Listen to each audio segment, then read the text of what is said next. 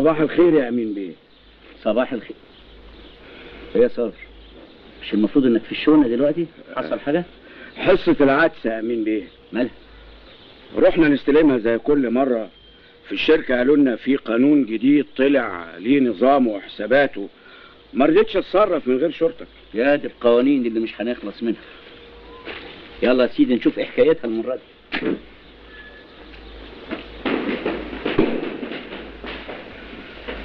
صباح الخير يا بابا. صباح الخير يا سي مدحت. نعم، عندك قانون جديد انت الاخر؟ قانون؟ قانون ايه يا بابا؟ لا انا كنت عايز فلوس طبعا. لا فلوس ولا حاجه. الحقيقه خلاص ما دام ما انتش عايز فلوس سيبنا نشوف ايه اللي ورايا وبعدين قول اللي انت عايزه. يلا يا صابر.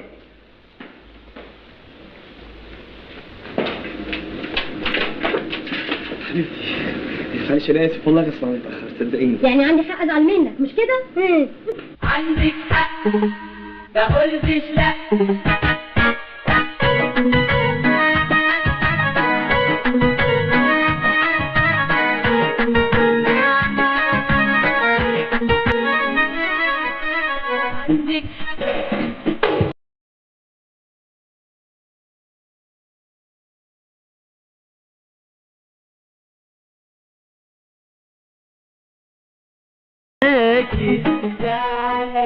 أنا قلبي بيهواكي من أرضك وسماكي، مش بيبطل أبدا مش بيبطل أبدا مش بيبطل أبدا. بقيت وضعي العشرة بحالهم، حطيتهم منك في الشك وعندك حق.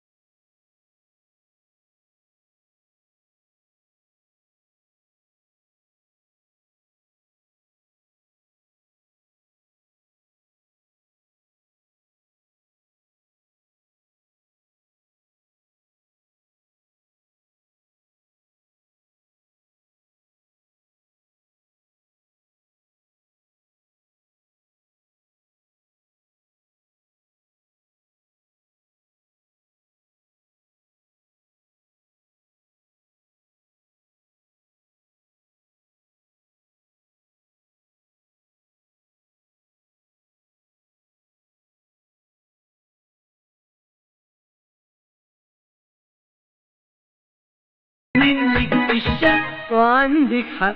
عندك حق عندك حق.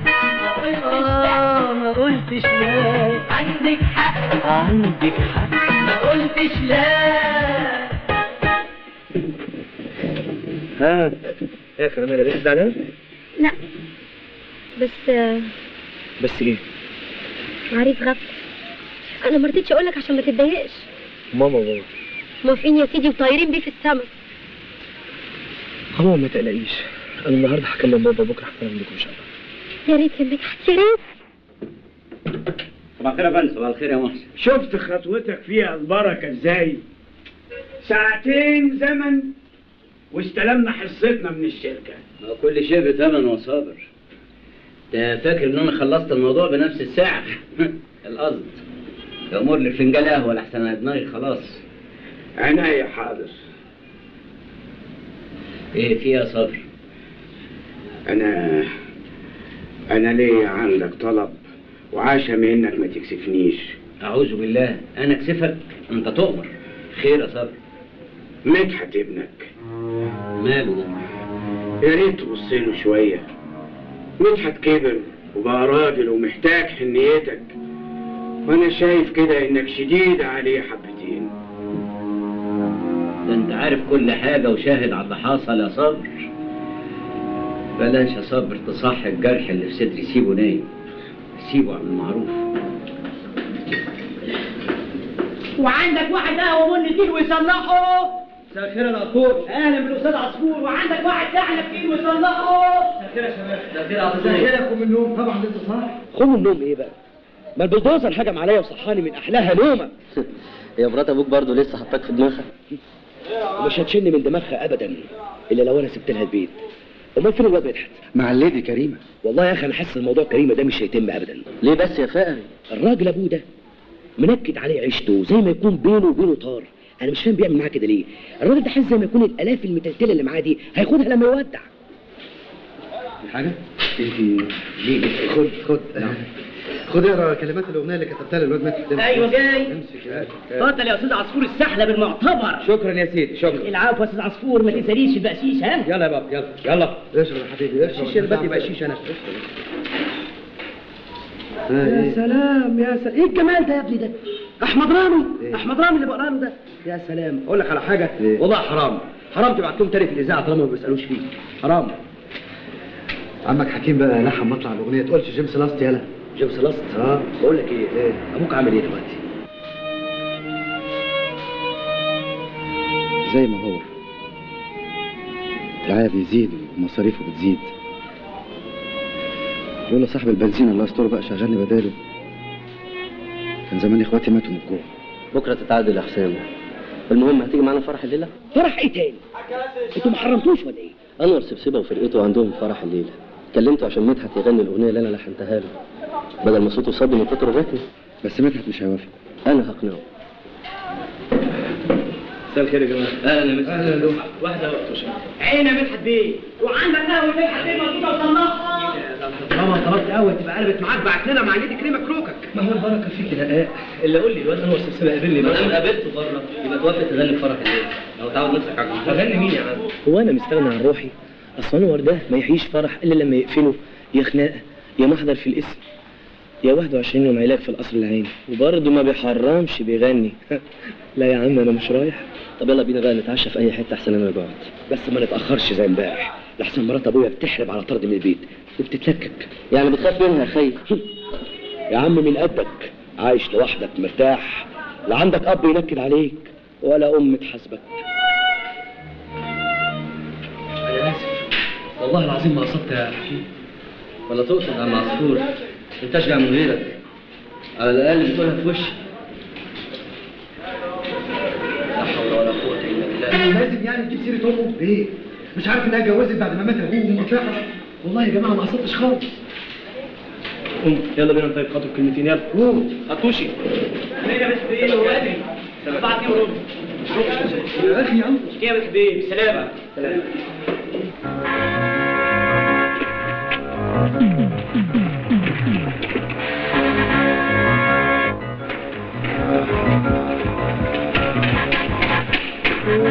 كلام جميل وكلام معقول، مقدرش اقول حاجه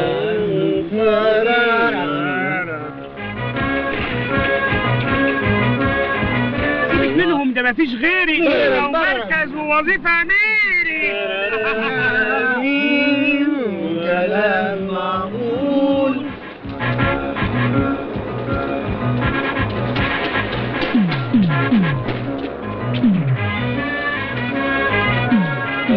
جئتك من اخر لبنان، مشغول الفكر وطبعا احضام عيون الخلان، واشرب من نهر العطشان.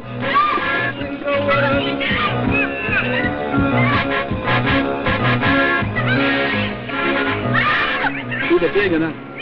صحيح ايه ده؟ تعالوا ننزل نشوف. طب يلا. ايه ده يا استاذ؟ يا استاذ ايه ده؟ وراه حد مطلوب.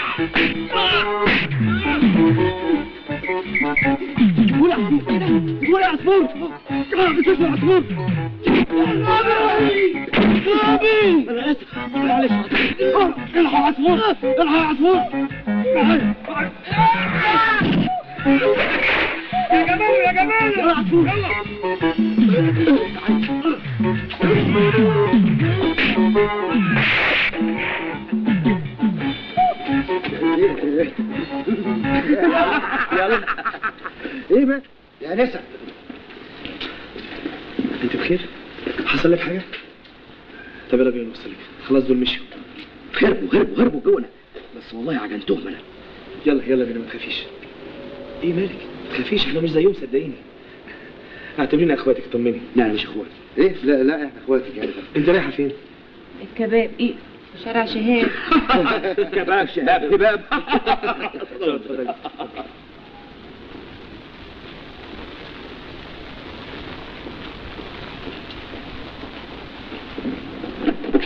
مفيش خالص، مش اي حاجه. رجاله كم؟ اتفضل. كم؟ عادي على طول. مفيش. يلا على طول. اتفضل.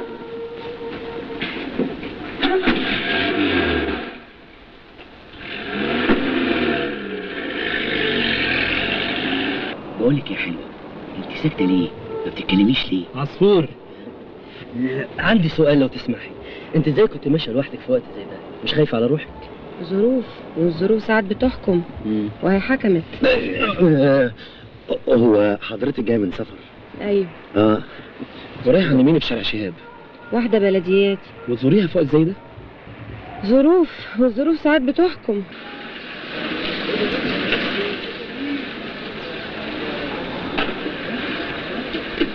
هالي هو ده. السلام عليكم. السلام عليكم يا بلدين. مع مين؟ لو سمحت يا عم، مش ده بيت الست ياسمين؟ ايوه. وانتوا مين وعايزينها ليه؟ احنا اصل بلدياتها ولسه جايين من السفر، عايزين نعرف هي فين يعني. الست ياسمين في الشغل. شغل ايه الساعه دي؟ هو انتوا بلدياتها وما عارفينهاش هتشتغل ايه؟ لا انا عارفه. معلش طول بالك يا حاج، اصل احنا جايين من السفر وهي مش على بالنا بصراحه يعني. طب ممكن تدلنا على عنوانها؟ الست ياسمين هتشتغل في مرصح تمر حنة، سان ترعة المريضية.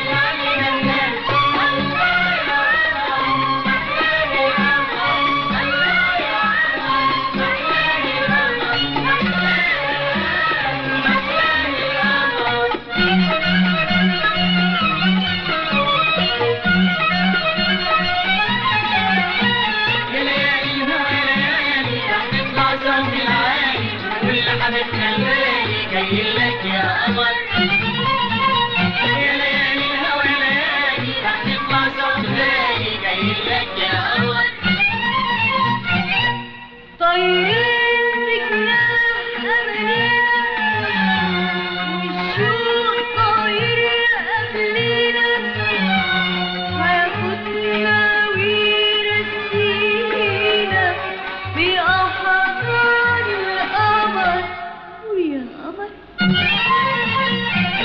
وطايرين بجناح أمانينا والشوق طاير قبلينا هياخدنا ويرسينا بأحضان القمر ويا قمر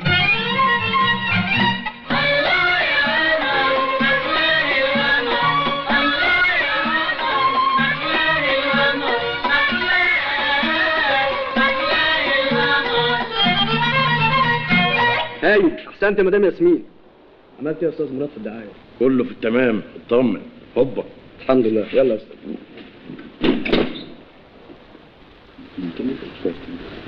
ايه ده فيه؟ من فضلك لو سمحت عايزين نقابل مدام ياسمين. قلت المدام من هنا. الله يخليك يا رب. ولا خلق. مين دول؟ دي مدام ياسمين. طب هوبا. عارف. بنت قشطه حكايه. متشكرين قوي يا استاذ مدحت يا فندم. متشكرين يا استاذ مدحت، بس ده يدل على انكم شباب كويسين قوي. العفو يا هنا، احنا ما عملناش الواجب. لا فرق كبير قوي بينه وبين المجرمين اللي كانوا ورايا اللي جاي. على العموم زينة هي عندك دلوقتي، هنطمن عليها. استاذن انا بقى؟ لا تستاذني، احنا لسه ما عملناش واجب ولا حاجه. العفو على ايه، احنا برضو يعني اطمنا على زينة وكفايه كده. طب خلاص يبقى بكره بقى انتوا معزومين عندي عشان تتفرجوا على العرض كمان. متشكرين. ماشي؟ متشكرين. عن اذنك. استاذ مدحت انا مش عارفه اشكرك ازاي. احنا ما عملناش غير الواجب.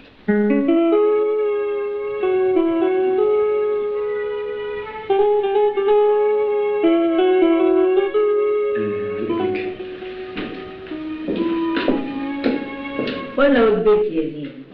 عارفه انا اخر مره شفتك فيها كنت قد ايه؟ كده ادينا بنكبر يا ابله ياسمين وهمنا بيكبر معانا. وازاي يا جماعه في اسكندريه؟ كويسين. اهلا اهلا اهلا اهلا اهلا اهلا. ايه في حاجه يا مراد؟ لا انا لقيت عندك ضيوف قلت ارحب بيهم واعمل الواجب. مراد شريكي ومدير المسرح. اهلا وسهلا. اهلا بيك يا اهلا. مراد الشغل بره. طبعا الشغل، امال ايه؟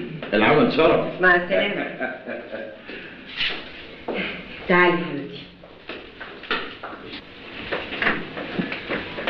جوزوك يا زينة؟ وانا عيلة ما اعرفش حاجة في التاني. كنت فرحانة بالفستان والزواق والابيض والاحمر والذهب اللي بيزغلل. ما كنتش دريانة بالبير اللي رموني فيهم يغرزوني. فرحوا بالكام الف اللي قبضوها تمن جوازتي، ولا فارق معاهم العيلة دي ايه اللي هيحصل لها بعد كده.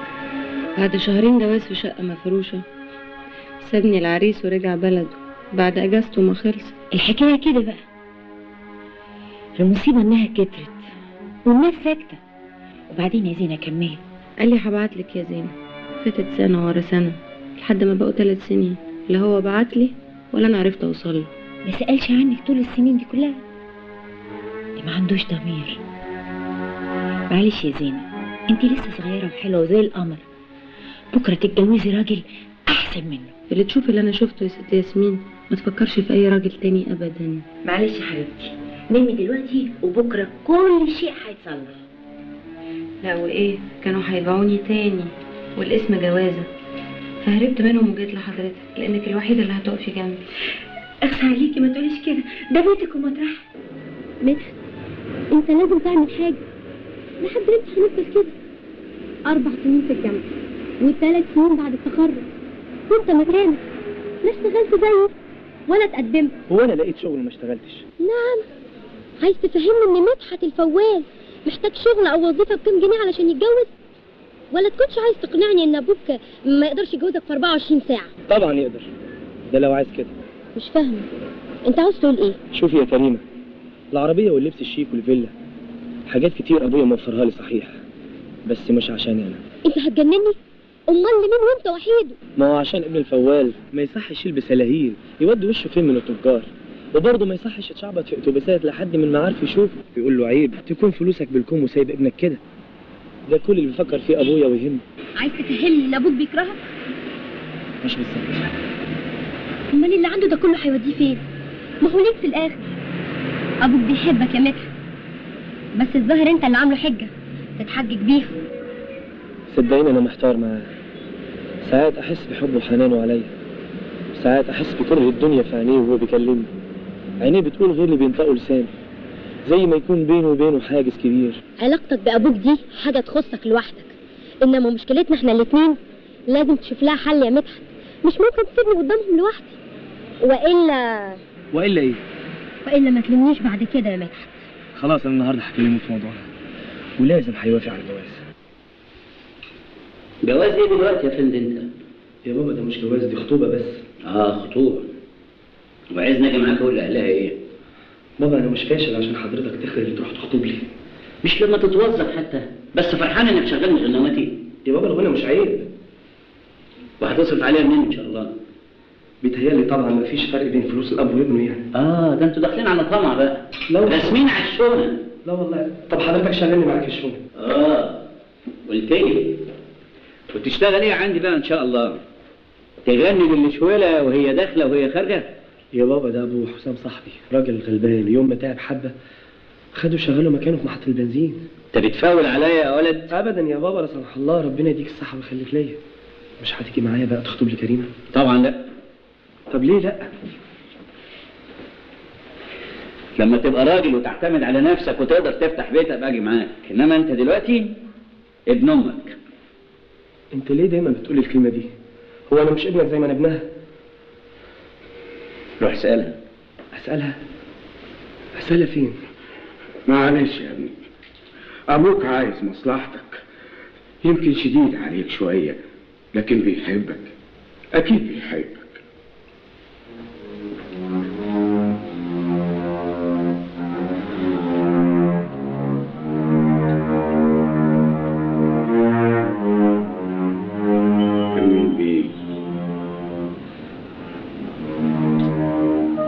لا إله إلا الله.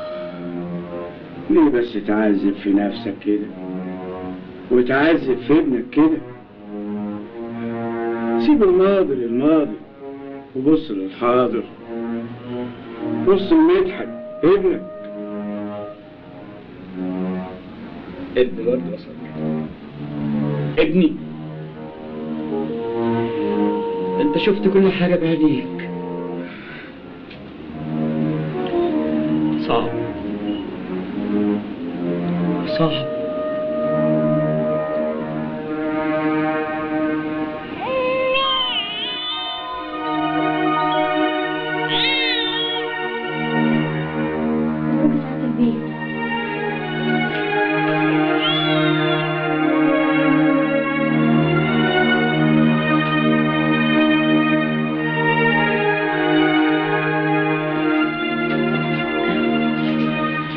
شريفة،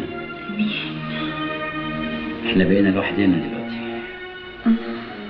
عايز اعرف الولد ده يبقى ابن مين؟ ابني يا حبيبي، ايه اللي بتقوله ده؟ ابني مين؟ شريفة أنا عايش بسمعتي في السوق وبين التجار. الواد خلاص اتكتب باسمي، بس أنا عايز أعرف الحقيقة لحسن الشك هيقتلني. أنت اللي هتقتلني. ابنك والله العظيم. ما تحلفيش أنت كدابة. أنا شفته في أوضة نومي، ده كان بيعمل إيه؟ ابن عمي وبيزورني وأنت في أوضة نومي يا شريفة؟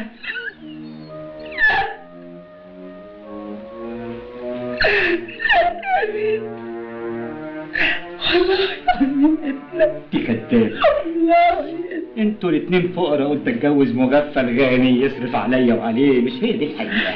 الرأي ده اعترفي. أنا هموت يا أمين، أنا حاسس هموت. قبل ما تموتي لازم أعرف الحقيقة.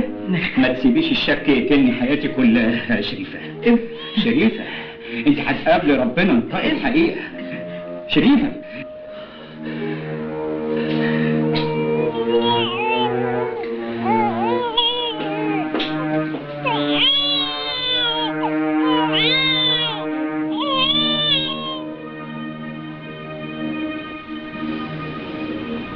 ولا اسيب الماضي للماضي؟ اسيبه ازاي هو عايش جوايا هيقتلني؟ اسيبه ازاي هو عايش قدامي يوم بيوم ولحظه بلحظه؟ اسيبه ازاي هو قدامي بصوره مدحت؟ واخرتها ايه؟ والولد ذنبه ايه؟ ذنبه ان امه. استغفر الله العظيم. الله يرحمك يا ست شريفه. ما تنطقش اسمها قدامي، ما تنطقش اسمها قدامي تاني يا صابر. الخيانه ملهاش مكان في بيتي ولا في حياتي.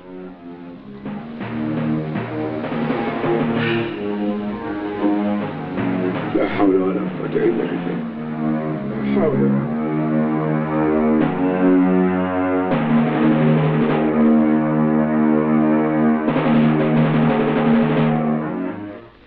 اهلا بست الحسن. خطوة غريبة يا مراد. ما غريب الا الشيطان يا ست الكل. أول مرة تزورني الصبح. قلت اصطبح بوشك النهارده يمكن يبقى يومنا نادي. اتفضل. ابدا، الارض اللي ورا المرسح انا اتفقت مع صاحبها وقبل الثمن اللي انا عرضته عليه. وازاي تتصرف كده؟ والله احنا مش اتفقنا يا ست الكل ناخد حته الارض دي نعملها كافيتيريا ونوسع المرسح لا مؤاخذه وكله خير لينا. بس أنا مش جاهزة يا مراد. ولا يهمك، ده في ايدي، الراجل بتاعي ما تخافيش. انت بس ما عليكي الا انك تعملي لي توكيل صغنون كده باسمي. والمحامي بتاعي لازمته ايه؟ ملوش لازمه المصاريف. مراد أنا فاهماك كويس جدا، بلاش اللف والدوران ده. أنا بتاع لف ودوران، ده أنا مسكين يا ست الكل. اسمع يا مراد، أنا فاهماك كويس قوي، ويا ريت ما تخسرش ياسمين. معقول أخسر ياسمين مرات المرحوم أخويا؟ معلش أنزل بقى أشرب شاي على القهوة اللي تحت. يا نصاب.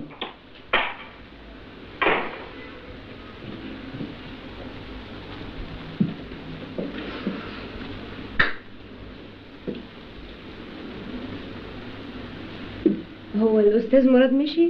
أصل أنا سمعت صوته فقلت أسيبكم تتكلموا على راحتكم. أنت فاهمة إيه؟ مراد ده مجرد شريكي ومفروض عليا مش قادرة أتخلص منه. ليه؟ ده حكاية طويلة. مراد كان عنده أخ اسمه كمال صاحب المسرح، الراجل الوحيد اللي مديلي إيده بدون غرض. حبيته وحبني واتجوزنا، كتب لي المسرح بيع وشراء، وفي يوم قالوا لي كمال تعبان، جريت عليه اشوف لقيته عامل حادثه قدامي ومات. ومن يوميها ابتدى مراد يهددني عشان ارجع له مسرح اخوه. خفت منه من جنانه، عرضت عليه يبقى شريكي بتلت المسرح ويبقى كمان مدير المسرح. ابتدى يحاربني عشان ياخد التلتين بتوعي. ومبلغتيش البوليس ليه؟ عشان يحموكي منه؟ ومين يشغل المسرح ويديره؟ مراد فاهم الشغلانه من المرحوم اخوه. انا من غير وضيع. يظهر مفيش حد في الدنيا مرتاح. هي الدنيا كده. بقولك ايه، انت من النهارده لازم تبتدي بروفات بجد. لازم اخليكي نجمه مسرح تمر حنه.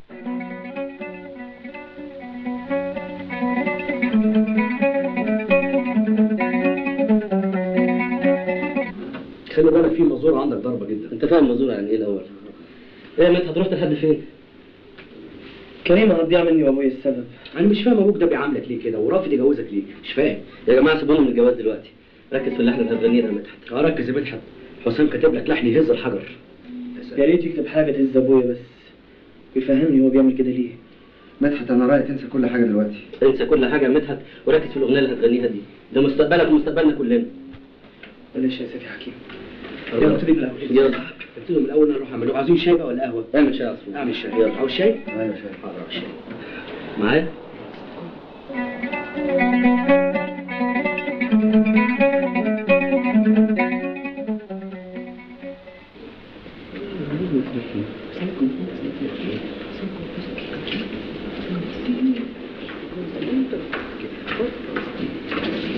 ايه ده؟ محفوظ على كل دول؟ ليه بس يا مدحت ليه لا؟ انت فاهم يعني ان دول مطربين؟ دول شويه بدل وفساتين على الفاضي. انت قلقان ايه يا مدحت؟ بس اقول لك على حاجه كويسه جدا، الناس دي مش داخله تغني، وانت داخل تغني معاهم اعمل انت العكس. خش ما تغنيش، قول له مساء الخير انا اسمي مدحت امين الفوال، السلام عليكم، واخرج تنجح. اقول اسمي الثلاثي يعني؟ طيب وبعدين؟ انت تسمع كلامه؟ افكارك دي هتودينا في داهيه. اسكت. انا خايف يا جماعه. خايف من ايه بس يا مدحت؟ من الكوسه. كوسه؟ حد يخاف من الكوسه؟ يا سلام على الكوسه وهي محشيه باللحمه المفرومه ومعاها شويه سلطه. انت دايما بطنك. اسكت بطنك. شوف يا مدحت، الفن الحقيقي ما فيهوش كوسه، الموهبه الحقيقيه هي اللي بتثبت وجودها. اتكل انت بس على الله وقول يا رب. 1 1 2 3 4 5 6 7 8 1 2. اهلا مساء الخير يا زين. تعال نعمل ايه؟ 1 2 3 4 5 6 7 8 1 2 3 4. ارجعيها. 5 6 7 8. رجلك اليمين قدام وتطلعي بالشمال بوسطك. 1 2 يمين تك تك. يا خرابي، مش خسارة الجمال والطعامة والحلاوة دي كلها. الجمال ده كله في شارع الهرم يجيب دهب. هو ده الاستثمار. مراد ابعد عن زينة دي خالص، شيلها من دماغك زي غيرها، والا المره دي انا اللي هصدر لك يا اخي. ورحمة انا قصدي مصلحتها. انا عارفه مصلحتها اكتر منك. 1 2. سندوتشات يا جماعه. الله، انتوا ليه عاملينها ازمه كده يا جماعه؟ في ايه بالظبط؟ الفشل يا عصفور. فشل ايه يا جماعه؟ الفشل اكبر ازمه لاي شاب في الزمن ده. فشل ايه؟ احنا ما فشلناش. لا الصوت وحش ولا الكلمات وحشه ولا اللحن وحش. مش معناه ان اللجنه رفضتنا يبقى نيأس. دي وجهه نظر يا جماعه، لازم نكافح لغايه لما نثبت غير كده. الله، امتى هنستنى بس يا عصفور؟ لغايه ما نقول ان احنا فنانين صح، مش فنانين بالصدفه ولا بالدعايه. الله، يعني عبد الحليم انت ولا عبد الحليم حافظ مثلا؟ يعني ايه يا عصفور الله يخليك؟ يعني عبد الحليم حافظ اول ما قدم في الاذاعه اترفض، ما يقس، كافح وصمم لغايه ما بقى عبد الحليم حافظ. كان زمن غير الزمن الصعب اللي احنا عايشينه. يعني عبد الحليم حافظ لو عمل زيكم كده وكلضم وبقى وشه زي وشكم كده بالظبط، كان بقى في حاجه اسمها عبد الحليم حافظ يا جماعه. ايه رايك يا قمر؟ الله، ما نحرمش منك يا سيدي الرجال. ولا تحرم منك يا احلى قطايف في الدنيا. صحيح يا سي امين؟ ايه صحيح دي قطايف؟ انت بتشك في حب ليكي ولا ايه؟ لا بس اصل ايه؟ اصل نفسي في حاجه يا سي امين. حاجه واحده بس؟ انت تأمري، لو لبن العصفور هجيبهولك. اكون خدمتك في بيت واحد يا سي امين. انت ناقصك حاجه؟ ابقى مراتك يا سي امين، احلى احساس في الدنيا. انت بتلحي كتير على المساله دي ليه بس قطايف؟ ما احنا كده كويسين. خلاص يا سي امين، ولا تزعل نفسك قوي كده ولا طب استني، رايحه فين؟ يعز عليها تمشي زعلانه جديد، ما انت عارفه غلاوتك عندي.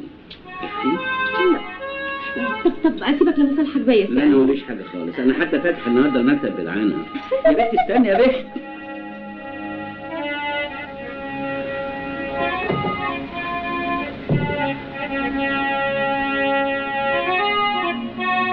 الجواز قال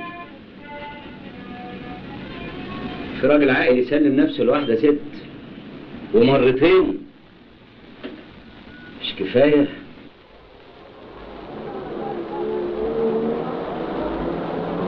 الكلام ده يا كريم. شوف يا مدحت، خلينا نحسبها بالعقل. افرض اني وافقت واتجوزنا ضد رغبة اهلي وضد رغبة والدك اللي رفض جوازنا، تقدر تقولي هنعيش فين؟ وازاي؟ واضح انك عايزه تقطعي كل الخيوط وتضحي بالحب اللي بينا.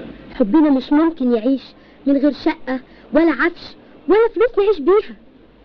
حب ايه ده اللي يعيش من غير اساسيات الحياة؟ انت الظاهر مش حاسس بالزمن اللي احنا عايشين فيه. هو سؤال واحد عاوزك تجاوبيني عليه. لو ما كنتش ابن امين الفوال وقابلتيني كنت حبيتيني؟ طبعا لا.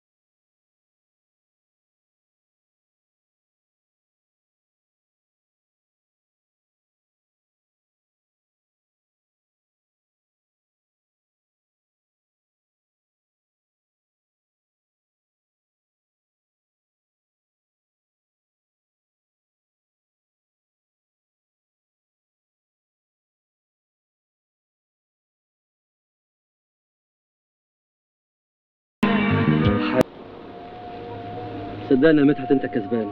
كويس انك عرفتها على حقيقتها. ما كنتش فاكرها بشعة كده مادية. كنت فاكرها حبتني عشاني انا مش عشان ثروة ابويا. كلهم طينه واحده. جرى يا مدحت ما تروق بقى امال كده وتحاول تنسى. ويعني ايه يا مدحت لما اكون اخر الحبيبه ال100 فرقعين ما فيهاش حاجه. اللي عملته معاك كريمه نفس اللي عملته هبه معايا. وسمر معايا وعطيات معايا. يعني ما فيش حد احسن من حد يا صاحبي. روق كده وكله بيعدي ان شاء الله. يعني لو كنا ناجحين في حياتنا ما كانوش سابونا. بنبقى ناجحين في حياتنا وبرضه بيسيبونا. مسألة نسبية يا مدحت. معايا انا لو كنت ناجح كانت الصورة اختلفت. بقى يا رب البلد الكبيرة دي مش لاقيين فرصتنا فيها. حقنا في الحياة. نص مطربين البلد غنوا بفلوسهم. يعني بيشتروا الشهرة. لكن الموهبة الحقيقية تايهة. لو كان معانا فلوس كنا كسرنا الدنيا. ساعات اسأل نفسي احنا ليه جينا في الزمن الصعب ده؟ ليه ما جيناش في زمن تاني بظروف تانية؟ كل زمن وله ظروفه يا مدحت.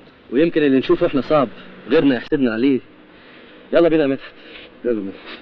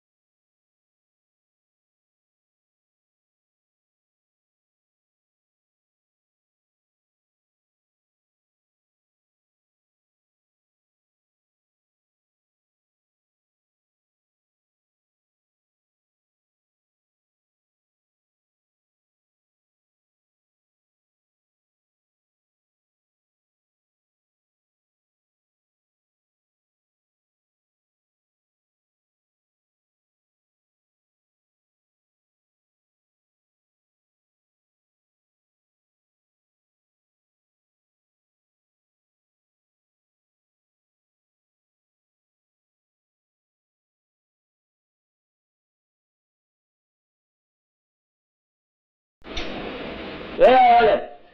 البيت خلاص بقى مكندر. اتأخرت ليه؟ تعالى هنا. مساء الخير يا بابا. برضه هيقول لي بابا. بو لما يلهفك. برضه هتقول لي اسف. بقول لك يا ولد، انت واد عديم التمييز. انت بتنشن على الشويه اللي بفرفش فيهم بحس ان انا عايش وجاي تعكنن عليا فيهم. انا اسف تاني يا بابا. اسف؟ شوف ولد، انا اعرف ان اللي يغلط لازم ياخد جزاته. وانت غلطت. اللي تشوفه حضرتك. اللي اشوفه انك انت تسيب البيت ده وتخرج بره. اروح فين دلوقتي؟ تروح في اي داهيه، دي مش شغلتي. انا كلمتي هنا اللي تمشي. بره. كنت قاسي عليه قوي يا حبيبي. ده مهما كان ده ابنك. اندهله عشان خاطري. امين عبد الفوال لما يقول بره يعني وانت كمان بره. يلا يلا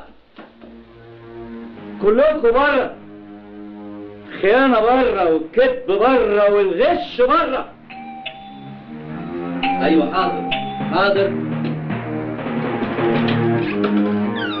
مساء الخير يا حبيبي. مساء الخير يا مدحت. ايه خير؟ انا يا سيدي ابويا بعيد عنك. ايه مال؟ ابدا شايف مستهلك. طلع في دماغه اني ما انامش الليله في البيت. اشتريت دماغي وجيت لك. عملت طيب. قوم بقى عشان تلبس بيجامه وتنام فيها. الحلو بالبرندة شاورني وبصيلي. الله ايه اللي جاب الجدع ده هنا؟ مرات ابوه طردته. طيب انا ابويا طردني عشان مصهلب. انت مرات ابوك طردتك ليه؟ هفهمك انا. ما هو يمكن مرات ابويا تقدر النهارده تصهلل ابويا. يعني مش عايزين ازعاج؟ اسم الله عليك ناصح. يعني انت تفتكر الصهلانه اللي من النوع دي تحب ازعاج؟ حكيم قول له اي حاجه. ايه اللي بتعمله يا حكيم؟ ايه اللي بتعمله؟ تفتكر يعني هعمل ايه؟ نستنى حسام عشان تكمل الصحبه. ما هو بقى ملجأ. انا خايفه يا ولد ياسمين. انا مرعوبه من بكره. معلش يا حبيبتي، بكره دي تعودي على كده عشان اول مره تقابلي جمهور. انا حاسه لو طلعت على المسرح وشفت الناس هقف مكاني زي التمثال مش هعرف اعمل حاجه خالص. يا حبيبتي بقول لك ايه، يلا بسرعه عشان انتي وراكي تجهيزات كتير قوي. شدي حيلك.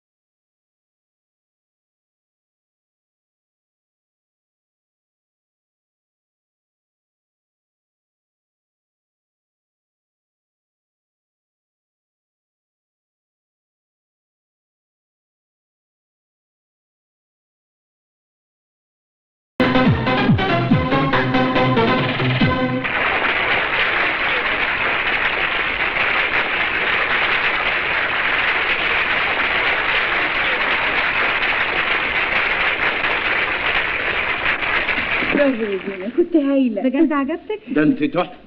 ده انت ولد محترفين. ده انا كنت هموت من الخوف خصوصا لما سقفت. معلش حبيبتي بكره تتعودي على مواجهه الجمهور.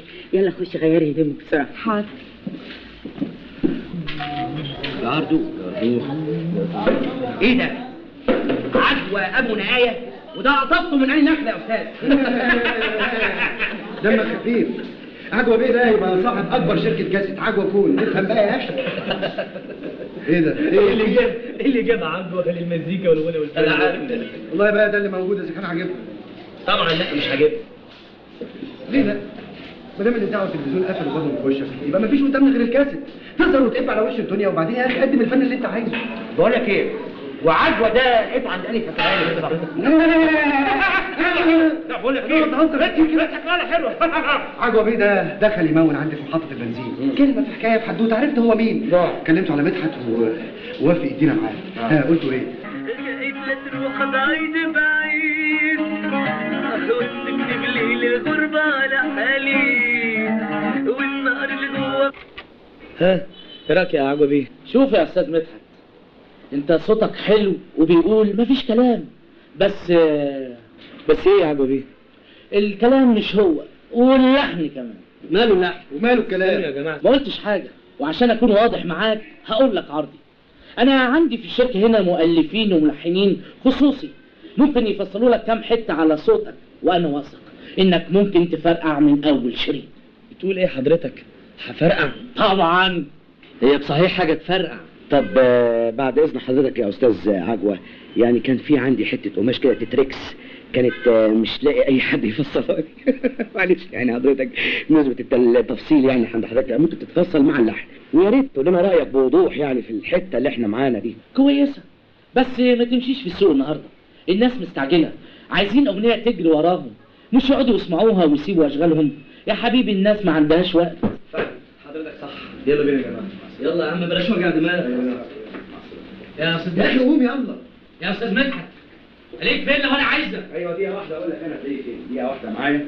اهلا وسهلا. حضرتك معاك ورقه وقلم لو سمحت؟ اتفضل عندك اهو. ايوه ورقه وقلم حاضر. ادي كده. لا تعالى هنا. ايوه جيب القلم كده. دقيقه واحده معاك اهو. هتلاقيه في قهوه قطوش. انت ايه اش او بوبو. اهي اهي اهي. اتفضل. قطوش؟ ايه قطوش دي؟ نعم؟ ايه قطوش دي؟ طب وهي ايه عجوة كون دي؟ ده اسمه كلام يا راجل. يعني انا عاوز افهم حاجه معايا. خليك معايا اسمع. احضر لي في الموضوع ده. في حد في الدنيا يسمي عجوة كون؟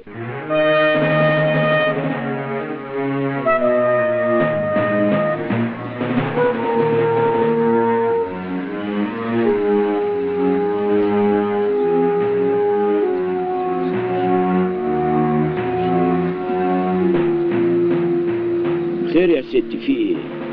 ياه عجزت يا صابر. نوريني الله ينور قلبك. قرب وحقق. الوش مش غريب عليا بس سعدية أبو النصر يا صابر.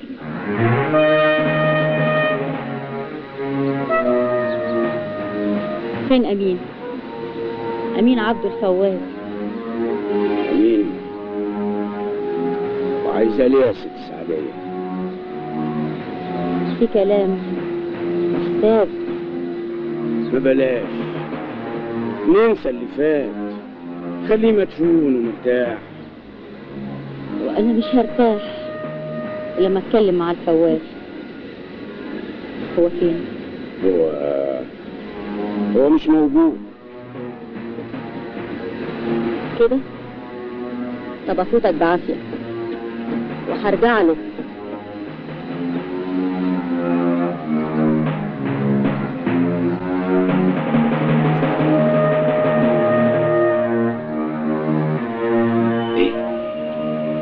بتقول مين يا صابر؟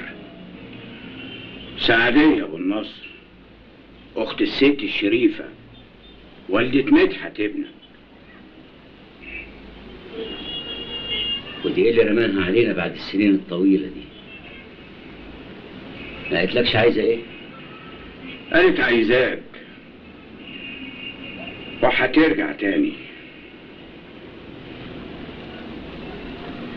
انت هتعوز مني ايه دي؟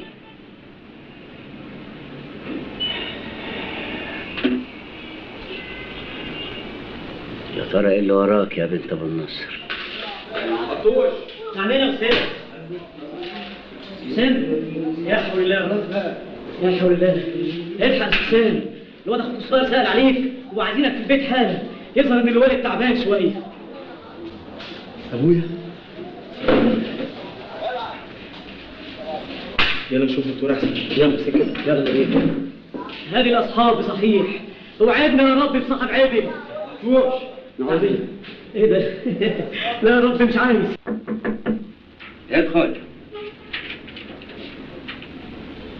ده يرجع الحسابات تاني يا صبري. امرك يا بيه. بابا عايز فلوس حلوه بصراحه. ايه حالا وبسرعه دي؟ ليه؟ انت مش واخد مصروفك يا ولد؟ ولا عايز فلوس عشان تصرفها على اصحابك الصيع؟ لا اصل حسام صاحبي ابوه مات معهوش تمن كفن. تقدر تيجي حضرتك معايا عشان تاكد بنفسك. مصدقك. اكتب لي عنوان صاحبك ده عشان نقوم بالواجب.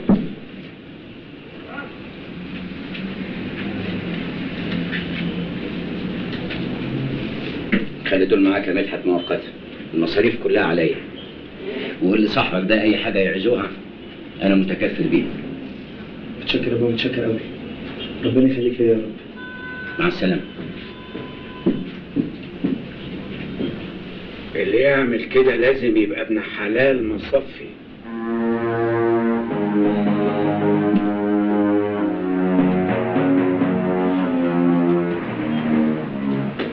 محتار يا صابر، محتار. صدق قلبك يا مؤمن، صدق قلبك.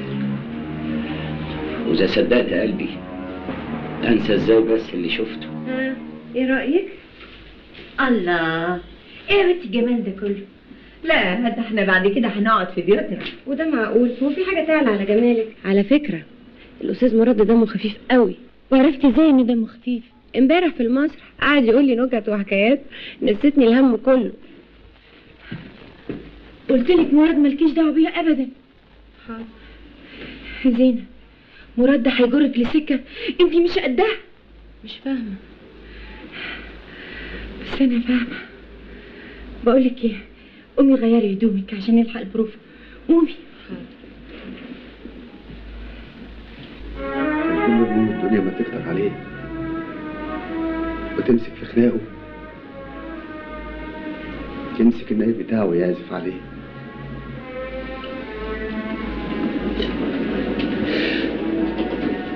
زي ما انك كنت تشوفه بعد كده راتب مرتاح، زي ما يكون حاسس بيه، بيسمع الشكوى وبينادي. الله يرحمه. بس اللي بتعمله ده مش هيرجعه. فكر في والدتك واخواتك الصغيرين.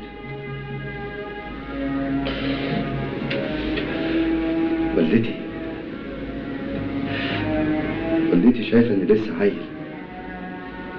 مش راجل وقت المسؤوليه. وليه الست والدتك شايفه الموضوع ده؟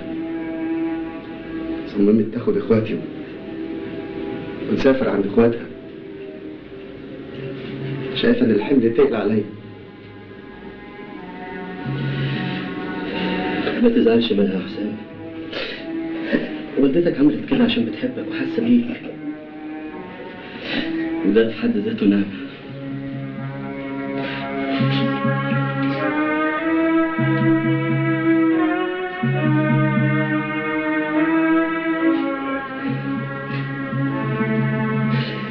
يا ماما هتعيشين وليهم ولاد ولا هتسيب بيهم خالص.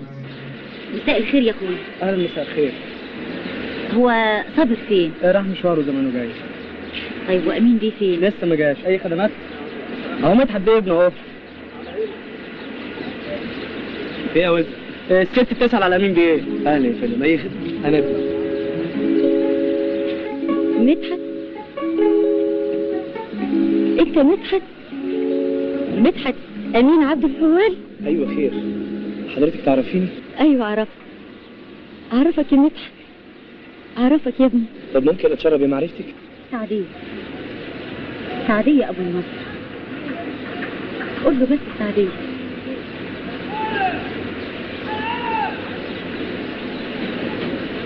مدام اسمحي لحظة من فضلك. أيوه. حضرتك متأكدة من الاسم ده؟ لك حق ما تعرفنيش.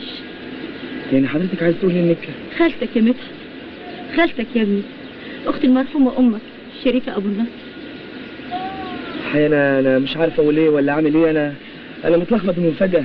أنتي ما تقولش حاجة حبيبي، عنواني أهو، تعالالي زورني يا مدحت، أنا ملياش غيرك يا ابني وأنت هتعرف كل حاجة.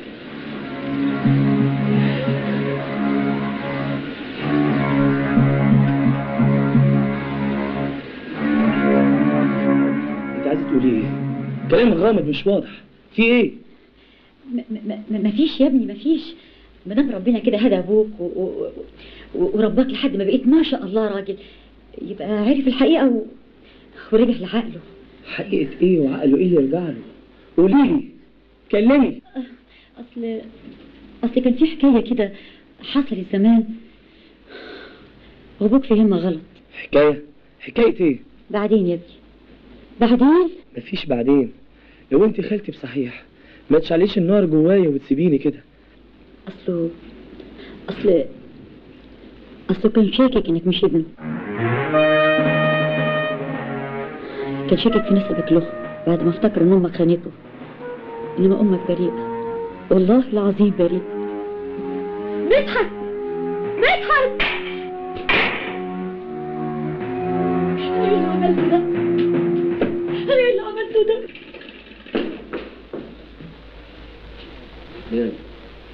في ايه؟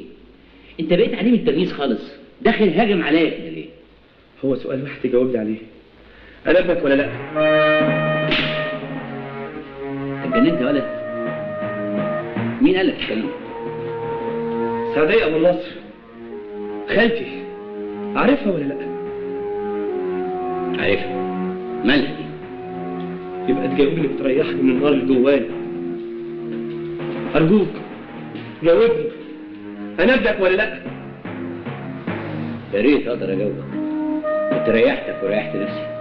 وايه اللي يمنعك؟ لا، حاجات كتير. يعني انت شاكك ان انا اكون ابنك؟ طب دي الابوه احساسك بيقول لك ايه؟ ما بيقولكش انك انت ابويا، ان انا ابنك. قلبك بيقول لك ايه؟ قول لي وريحني. انت ابني، بس عقلي هيموتني من الشك. دلوقتي انا بس فهمت انت بتعاملني بالاسودي دي. انت مش ابويا، لا، مش ممكن تكون ابويا، لا.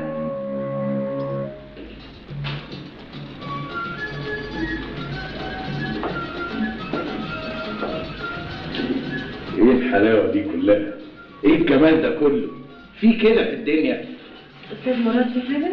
كل خير، ما يجيش من ورا مراد الا بخير. قوليلي، انت مبسوطه في الشغل معانا؟ الحمد لله، والبركه في قبل ياسمين. انا المسرح والرقص كانوا حلم حياتي من وانا صغيره. هو المسرح جميل بس يا خساره. ايه الخساره؟ يعني فلوسه قليله وشهرته محدوده. انت عايزه حد يقدر جمالك. مش فاهمه حضرتك تقصد ايه؟ انت مقامك مش هنا، مقامك عند الناس اللي تقدر جمالك وحلاوتك. مقامك هناك فين؟ شارع الهرم. برضه هترقصي، بس مش رقص استعراضي، رقص شرقي. الرقص الشرقي كده فلوس ايه وشغلة ايه، وبعد كده كمان تمثلي في السيما. سينما؟ ايوه. مرة واحدة؟ لا، مرتين. المرة الأولى عليكي والتانية هتيجي لوحدها. فكري قطة، فكري وأنا تحت أمرك. خرب عينيك حلوة أوي.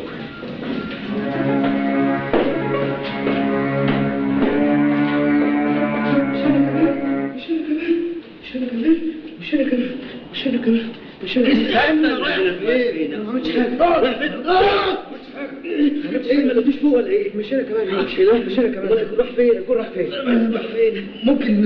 ممكن يكون راح السنة عند ابوه. طب احنا نروح السنة ونسأل، ولو ما عرفناش ابوه برضه هيقول لنا هو راح فين. اكيد في مشكلة كده. طب والعمل؟ العمل في ايه؟ العمل ربنا. العمل في ايه؟ العمل هنلاقي الواد ده مفيش بقى غير ان انا اروح الشغل ونسأل عم صابر، يمكن يعرف مكانه. هروح ازاي والقطر ده نايم فين؟ ايه يا ابني انت وديتك؟ امك ازاي وديتك؟ امي ما كانتش في البيت ساعتها، كانت بتجيب تموين. ولا والله ولا ودينا على الشغل. بابا كان بيجيبنا على الشغل يا ابني. حاول تعمل اي منظر بنفسك. قوم بقى قول ايه مسؤول انت ساعدنا عصفور. مفيش بقى ابن العماره دي ناس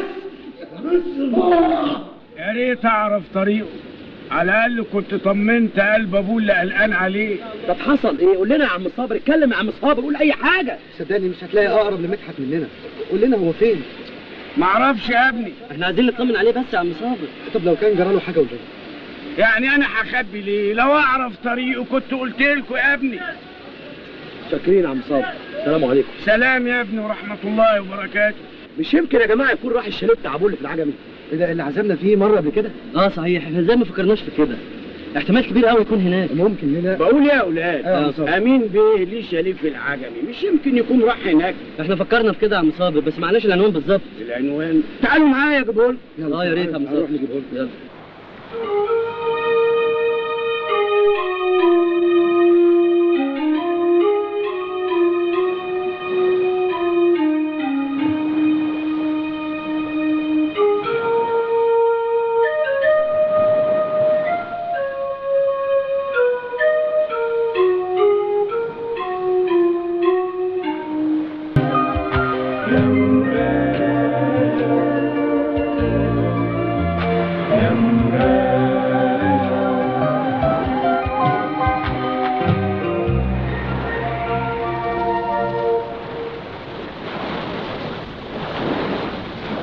اهو ده اللي حصل يا جماعه.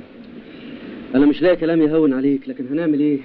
اعتبرها صدمه من الصدمات اللي بياخدوها شباب الزمن ده وتحمل. حاول تنسى مدحت. كلام سهل يا حسام، اصل اللي ايده في الميه مش زي اللي ايده في النار.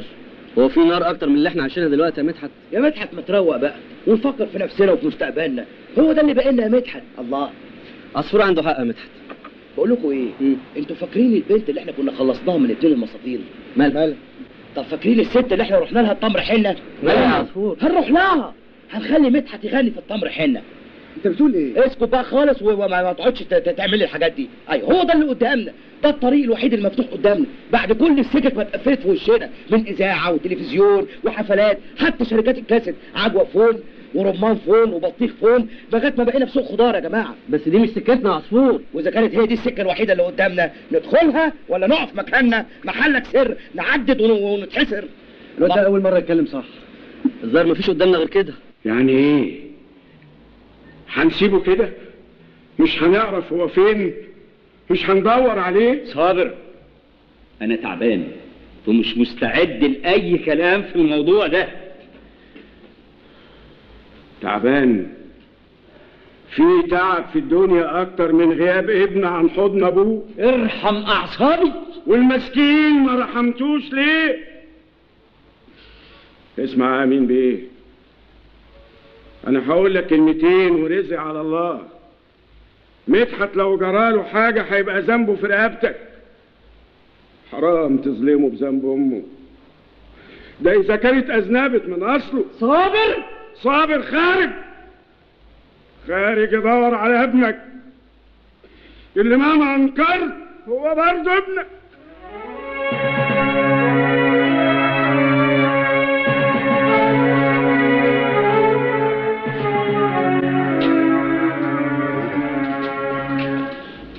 اهلا وسهلا يا استاذ مدحت. ايه ده استاذ مدحت؟ انت تعرفها منين؟ اهلا وسهلا بيك. انت مش فاكرني؟ مش واخد بالي. انا زينه. زينه؟ ايه ده؟ زينه يعني حلوه بالصعيدي مثلا ولا ايه؟ لا انا اسمي زينه. انتوا مش فاكرين البنت اللي انقذتوها يوم هجموا عليها الاثنين مجرمين دول؟ الاثنين مجرمين. ايوه زينه يا جماعه، مش فاكرين زينه. اهلا يا زينه، انا عصفور. اهلا يا عصفور. ميرسي جدا، ربنا يخليك. بس انت اتغيرت قوي يا زينه. كلنا بنتغير. زينه احنا كنا جايين لك في خدمه. اي خدمه، انا تحت امركم. مدحت اصله صوته حلو وعايزين له فرصه في المسرح ده. وهو المسرح كبير ويساهم الحبايب الف. يا سلام، من العندي قبل العندي. اتفضلوا معايا. تسلم عليك. افتكرتهم. مالهم؟ فيهم واحد مطرب بيقول ان صوته حلو ونفسه يشتغل هنا في تمر حلو. لو شكله حلو وصوته حلو مفيش مانع اسمعه. خلينا نخش هوا. بنت قشطه بس يا خساره. قلت لك يا مراد مالكش دعوه بزينه. انا قصدي مصلحه الشغل وحصل مني حاجه. مش هستنى لما تشوف الشغل. حد يكره الشغل. اتفضل. تعالى معايا. سيبه. تعالى اتفضل. اهلا وسهلا. اتفضل. اهلا بيك. سمعنا حاجه يا استاذ.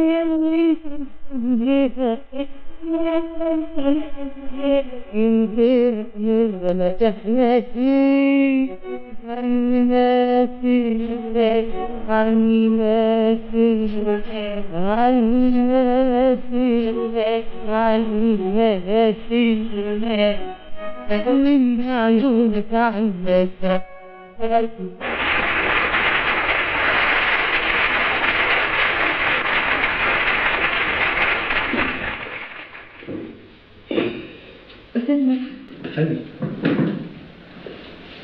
صوتك يجنن، شعرك، عينيك، كلك على بعض تهوس. ميرسي يا مدام. نيني، اسمي نيني. على فكرة أنا عيد ميلادي بكرة، عاملاه في بيتي، ويا ريت تيجي تغني فيها. أنا تحت أمرك، بس يا ريت تدي فكرة لمدام ياسمين. ليه؟ أي مبلغ هتطلبه هتاخده. ها، قلت إيه؟ أستاذ مدحت. أيوة مدام. ده كارت فيه تليفوني وعنواني، هستناك تكلمني. إن شاء الله. باي باي. إن شاء الله. إيه دي كانت بتعمل إيه هنا؟ أبدا، كانت عايزاني أغني في عيد ميلادها وقلت لها تقول لك الأول. أيوة بس مش المفروض تخش لك هنا. طب أنا أعمل إيه؟ هي بس يعني أنت عارف ناني دي مين؟ المهم، أنت مبسوط في تمر حنة؟ البركة فيك يا مدام، ربنا يخليك لينا. إيه مدام دي؟ أمال عايزاني أقول لك إيه؟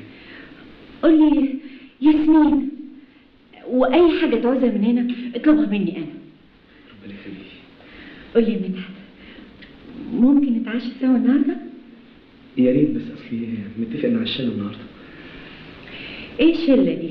هو أنتوا لازم كل يوم تبقوا مع بعض؟ أصل إحنا كده مع بعض على طول. أيوة، بس لازم يجي يوم تبقى فيه أنت لوحدك. مدحت. أنا يا زينة. كنت هايل يا مدحت النهارده. زينة، يلا غيري هدومك عشان دخلتك قربت. أنا شفت الست خارجة من عندك. هي اللي جت لي هنا، ولولا مدام ياسمين خلصت منها كان طريقتك دي مع الناس مش عاجباني. وأنا عملت إيه بس؟ معرفش، بس تجيلك لحد أوضتك بيتهيألي ده كتير. خلاص يا ستي، حاضر. أنا المرة اللي جاية أخلص العرض وأروح مستخبي في أي مكان محدش يعرفه. إلا أنا. إلا أنت طبعا.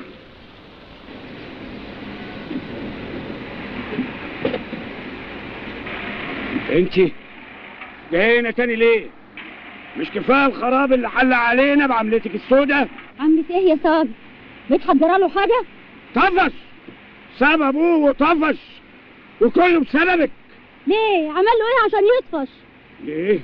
انت مش قلت له انه مش ابوه؟ لا، ما حصلش. مدحت خارج من عندي وعارف ان امين يبقى ابوه، وهي دي الحقيقه يا صابر. هي دي الحقيقه؟ ايوه. تعالي معايا وقولي له الكلام ده بنفسك. يلا. انت عايز ايه يا سعديه؟ وجايه بعد السنين دي كلها تقولي ايه وتدافعي عن مين؟ عن اللي ظلمتها، عن اللي ماتت محصورة من شكك فيها، عن أختي. اختك كانت خاينه. لا، مش خاينة، وأنا قدامك أهو الدليل. ما سألتش نفسك مرة أنا رحت فين السنين دي كلها واختفيت فين؟ ما يهمنيش. لا يهمك. لما شفتك في المستشفى بتطعن في شرف أختي وتتهمها بالخيانة مع ابن عمي، رحت له عشان يجي يقول لك الحقيقة. رفض يتكلم وقال انه عمل كده مخصوص عشان انت تطلقها وهو يتجوزها. كان بيحبها وكان بيقول هو اولى من الغريب، لكن شريفة حبيتك انت. عايزه توصلي ليه يا بنت ابو النصر؟ جايه بعد السنين الطويله دي كلها تدافع عن الخيانه بكلام ما فيهوش اي دليل؟ قلت لك انا الدليل. يعني ايه يا سعديه؟ وضحي. لما جابر رفض ان يجي بره اختي قدامك، صرت عليه، ما دريتش بنفسي اللي هو غرقان في دمه.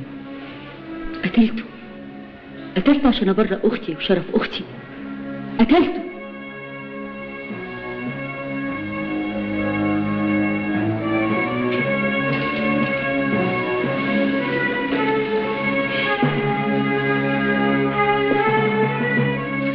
فوق من كوابيسك يا امين بيه، ودور على ابنك سهل جدا انك انت تعرف اذا كنت انا كدابه ولا لا بزياره واحده في سجن القناطر.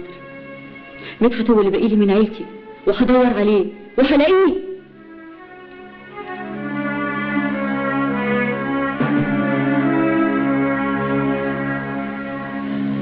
ريح قلبك وصدقها. غلط يا صابر، 25 سنة غلط. بإيدك تصلح غلطتك وتطلب من ربك المغفرة والسماح. مدحت ابني يا صابر،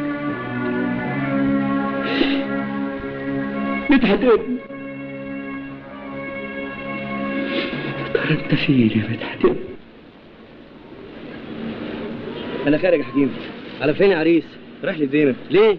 ايه ليه؟ خارجين مع بعض. ليه؟ ايه ليه يا حكيم، انت علقت ولا ايه؟ لا انا قصدي يعني ليه ابن مليونير وجامعي زيك مع واحده زي زينب؟ مش حاسس بالفرق اللي بينكم؟ ابن مليونير يمكن يمكن لا. في الحاله دي نبقى انا وهي زي بعض. حتى لو ده صحيح المفروض اللي تناسبك واحده بنت عيله. عيله؟ بنت العيله بعد ما حبتني سابتني عشان ثروه ابويا. انا حاسس ان زينب هتلفك بكلمتين حلوين ودمعه على الخد وحكايه من خيالها، ويكون جوازها ده. حكيم انا مش صغير واقدر اميز بين الصدق والكذب وبين الحب والغش. انت بتحب، واللي بيحب عمره ما بيشوف عيوب حبيبي. مدحت انت لو مش صاحبي وعشرة سنين كنت اسكت، انما انا صاحبك وبحبك وخايف عليك وعلى مستقبلك.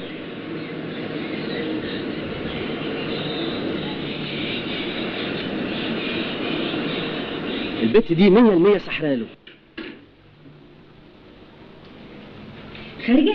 أيوة مشوار صغير. أنا شايفة كده إنك نسيتي فنك ونسيتي إنك هتبقي نجمة كبيرة. ليه حضرتك بتقولي كده؟ معقولة ننسى حلم عمري؟ مش عارفة، بقالك شهر أو أكتر مش على بعضك. مظبوط كده ولا لأ؟ عندك حق، يظهر إن أنا نسيت نفسي. وأنا واجبة فوائك لما تنسي. فايقة ومفيش في دماغي غير فني وحياتي، وده اللي جابني هنا. يا ريت تكوني فوتي بصحيح. أنا يهمني مصلحتك، وأكيد أنت عارفة كده كويس. على فكرة أنا كل معلوماتي عن مدحت إن أبوه المليونير مش راضي عن الفن ومختلفين مع بعض. ما تنسيش إن هو ابن مليونير وأنتي فاهمة وعارفة نفسي كويس أوي.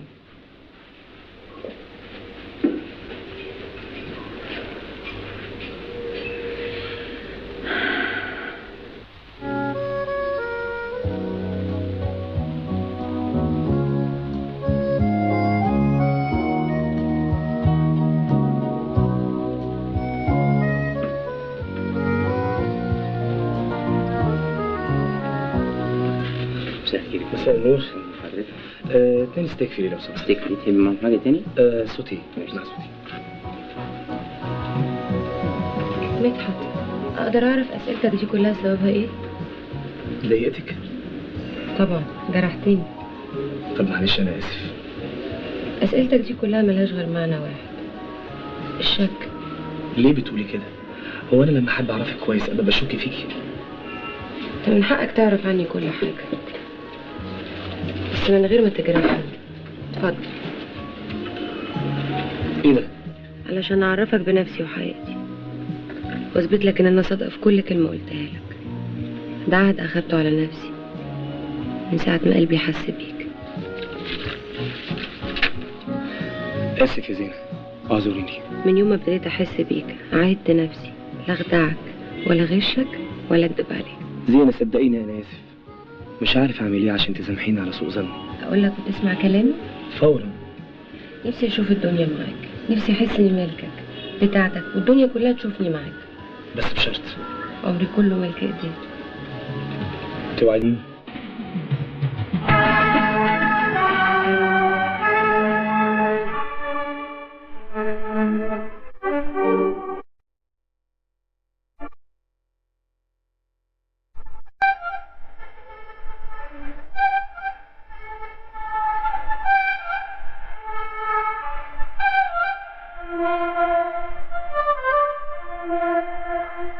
وادي الكلية المكان الفاضي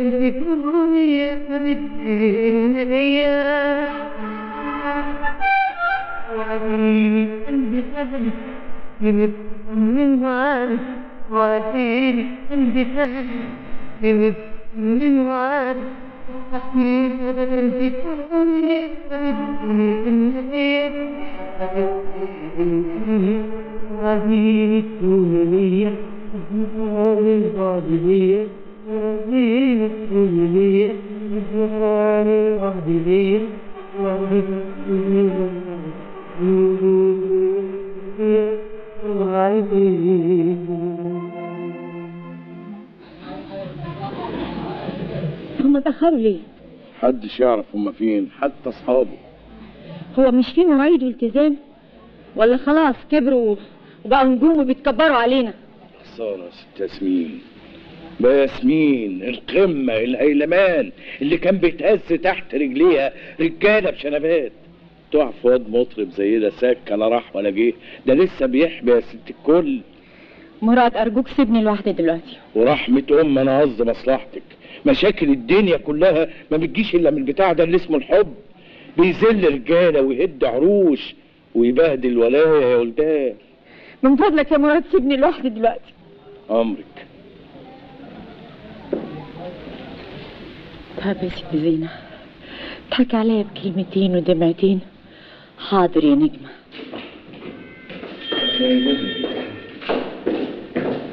ايه يا مطرب الشخصين؟ انت فين؟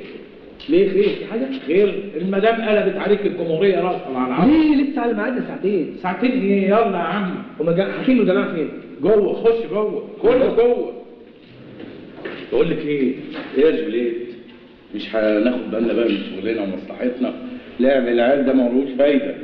مفيش غير سكة مراد هي اللي تسلم. مساء الخير. كنت فين يا مدحت؟ ابدا كنت انا وزينة مع بعض قضينا اليوم كده واتغدينا وادينا كده دلوقتي. طب والشغل؟ خلاص مالوش حساب عندك؟ ولا كبرت يا مدحت بيه وبقيت نجم كبير؟ وايه اللي حصل عشان تبقى متضايقه كده؟ مفيش حاجه. اللي بيشتغل هنا لازم يحافظ على اكل عيشه. بس مفيش داعي للعصبيه دي يا مدام يعني. مدحت انت عايز ايه من زينه بالظبط؟ بحبها.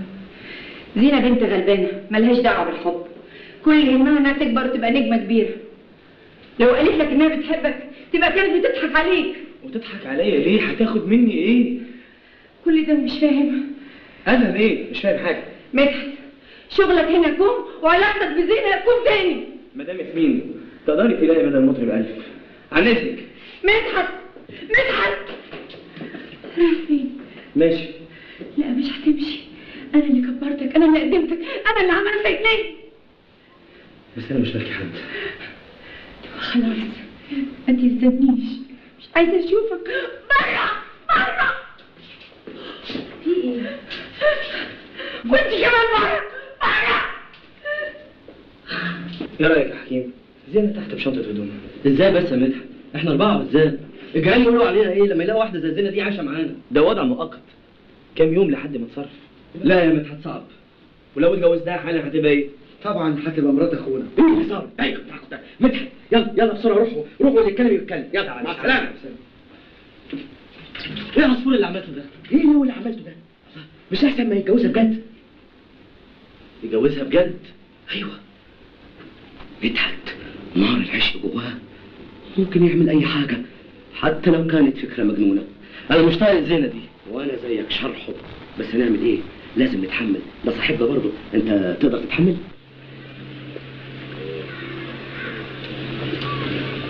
طب والحل يا جماعه؟ احنا ناقصنا الفلوس وبس. وهنجيب الفلوس منين بس يا مدحت؟ ما احنا رحنا كل حته واتقفلت في وشنا، هنروح فين تاني؟ منه لله الحب اللي قطع عيشنا من تمر حنه وخلى عيشتنا بقت سندوتشات في سندوتشات. تمر حنه ما كانش طموحنا ولا نسيته؟ ابدا ما نسيناش، بس هو كان لمنا. ولامتى هنفضل كده يا جماعه؟ انا لا يمكن اسكت على كده، انا اشوف لي شغله تاني غير سكه الفن دي، انا لازم اخد حقي من الحياه، وبس. هتاخد حقك يا عصفور، كلنا هناخد حقنا. ازاي بس يا مدحت؟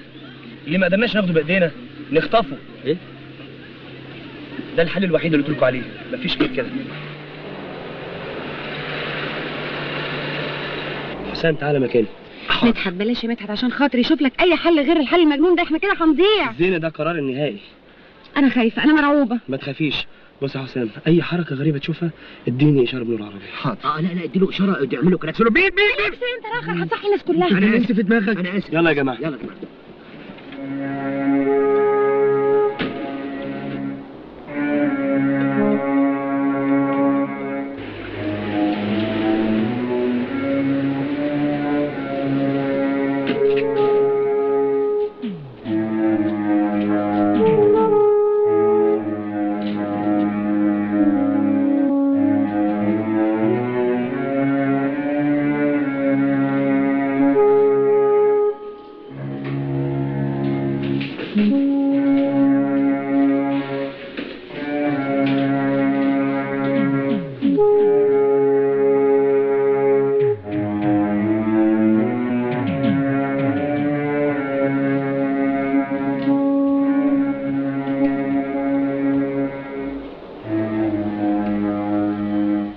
نسيت النمرة ولا ايه؟ نسيت مركز يا اخي.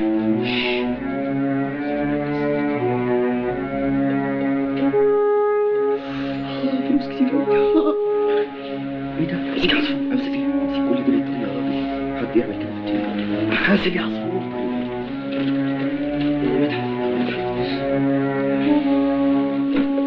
متأخروا كده ليه؟ مصيبه لو كان ابوه مسكهم، هنروح كلنا في داهيه. انا مش عارفه طوعت مدحت على الجنان ده ازاي، كان عقلي فين؟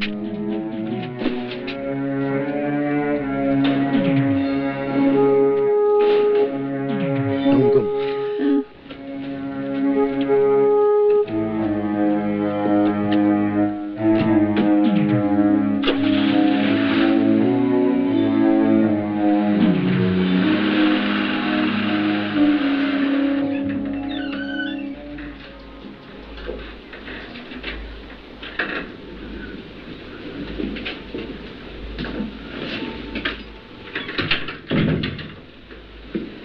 كده يبقى مسكنا احلامنا في ايدينا. فلوس اهي، فكروا بقى هنعمل ايه؟ نفكر ان شاء الله. نفكر في ايه مالكم؟ غلطه واحده كانت ممكن تضيع مستقبلنا كلنا، لكن عدت على خير وعدينا خلاص بقى. الحمد لله ربنا ستر. زينة، هي زينة مالك؟ مالي؟ خايفه من الجنان اللي طوعتك فيه. كلنا خايفين بس مضطرين. ليه تشبكني معاك في السرقه دي؟ دي مش سرقه، ده حقنا وحقنا بالذات. انت عارف لو كنت مساكنه كان جرالي ايه؟ مستقبلي وحياتي واحلامي كلها كانت هتضيع. زينة ارجوكي بلاش نتكلم دلوقتي، خشي استريحي والصبح نتفاهم. استريح؟ انت فاكر ان انا هقعد هنا؟ انا مش هقعد هنا ثانيه واحده. هتروحي فين دلوقتي؟ اي مكان غير هنا، بعيد عنكم. انتوا حراميه مجرمين. عارف يعني ايه مجرمين؟ اهدي شويه يا زينة، خلينا نعرف نفكر، والا هنروح كلنا السجن. السجن ده هتدخلوه لوحدكم. انا ما عملتش حاجه وهمشي من هنا دلوقتي عشان انسى الليله الصعبه دي. عشان خاطر يا زينة اهدي، والله الصبح هعمل اللي انت عايزاه. زينة اتقي الله كده وركزي وان شاء الله كل حاجه هتبقى كويسه. طب انت بس هتروحي فين الساعه دي؟ اهدي بالله والصباح رباح. ادخلي ارتاحي دلوقتي، ادخلي ارتاحي.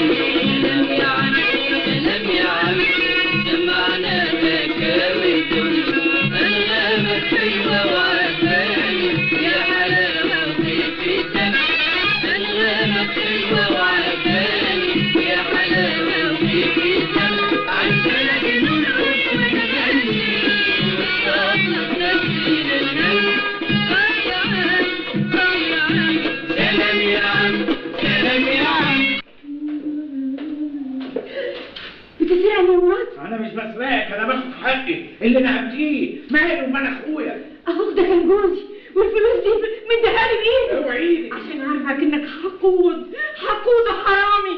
انا بكرهك الحقوني اوعيني الحقوني حرامي.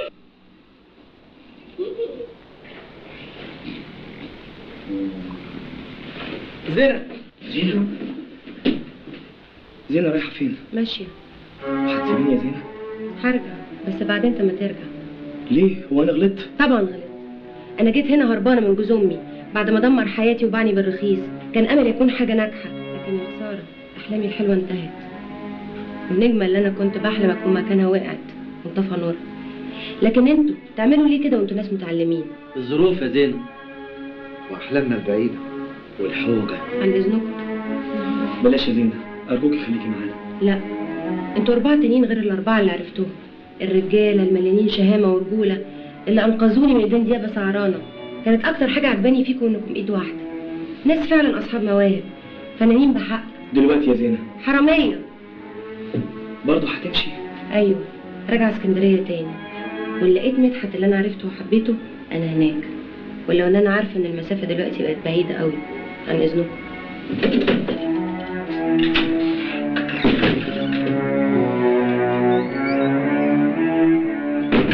عندها حق يا جماعة، ومين اللي خلانا حرامية؟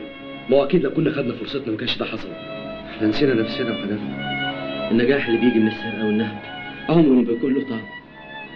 يمكن الإصرار والمصابرة فيهم طعم المر، لكن أكيد آخره الحلو.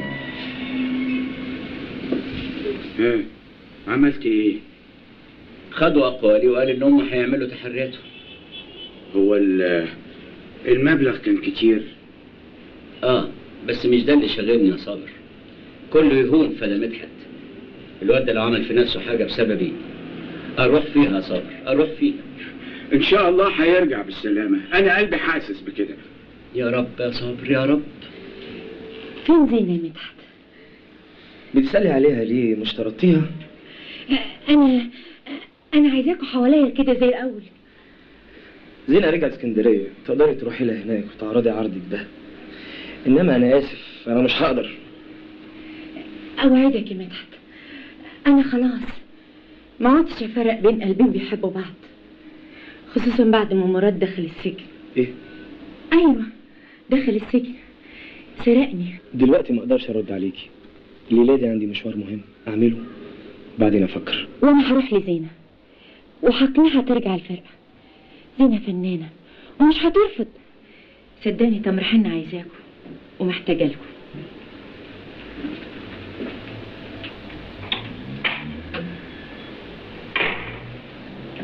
ايه رأيك يا حكيم؟ مسألة واضحة يا مدحت، هي محتاجة لك وانت محتاج لمسرح. المهم خلينا في مشوار الليلة، هنعمل ايه؟ عندك حق يا حكيم، يمكن الإصرار والمثابرة على النجاح في البداية فيهم طعم المر، لكن في النهاية أكيد فيهم طعم الحلو. تحب نيجي معاك؟ لا خليكم، أنا هرجع لكم على طول. خد، خلي بالك من نفسك، هو حد يشوفك يا مدحت؟ ربنا يستر ابوه ما يشوفوش يا رب.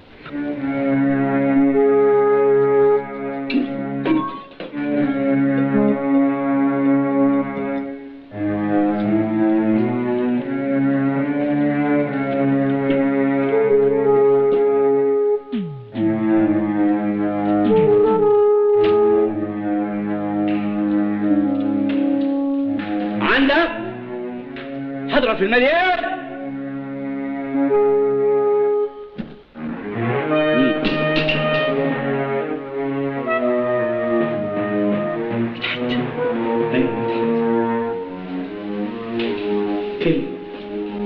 تاني أرجوك، ما أنت سبق وتأتيني قبل كده مرة، يوم ما أنكرت إن أنا ابنك رمتني للشارع للضياع بإحساس مر من قلبي. في أب في الدنيا يقتل ابنه وابنه الوحيد اللي ما عندوش غيره. الشك اللي جواك، اللي شايفه في عينيك، الشك اللي شرخني من جواي يوم ما قلت لي أنت مش ابني.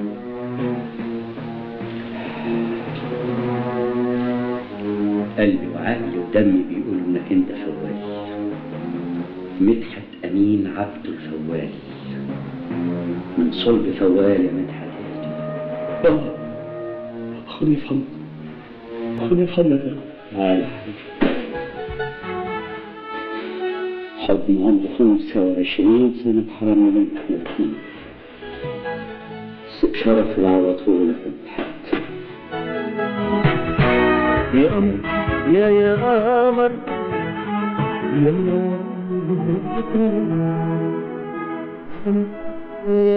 قمر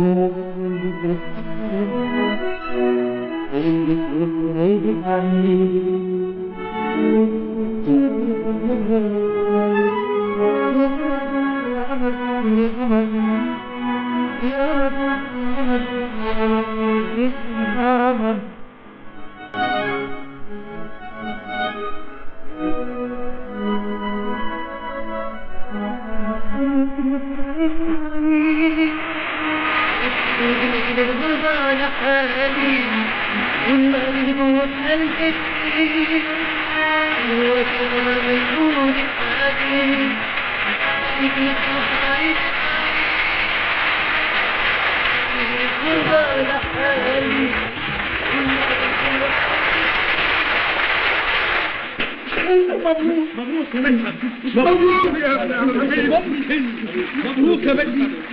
مبروك الله يبارك فيكي. بابا فين يا عم صابر؟ ما جاش معاك ليه؟ بابا مستنيك في الفيلا يا ابني، محضر لك احلى مفاجأة يحضرها اب لابنه. ايه هي؟ فرحك على زينة. بجد؟ ايوه بجد يا عم صابر. شفت النجاح؟ الحمد لله. مدحت ايوه بعد اذنك يا عم صابر، بعد اذنك. يلا خشوا انتوا الاثنين حيوا الجمهور عشان عايزكم. يلا يلا خش.